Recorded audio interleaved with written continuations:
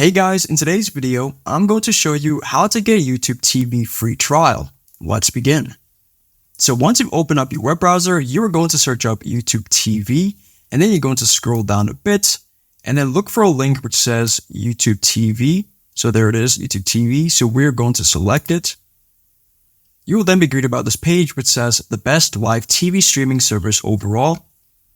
So it says there every game, every Sunday. You can scroll down again, 100 plus live channels.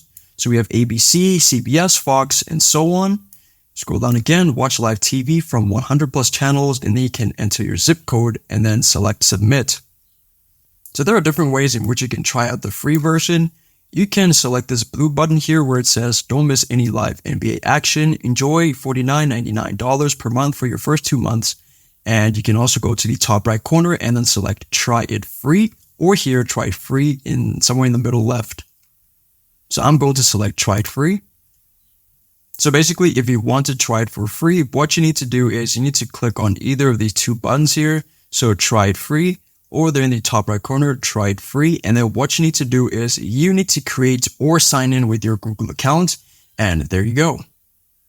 I hope this tutorial was helpful for you, and I'll see you in the next one.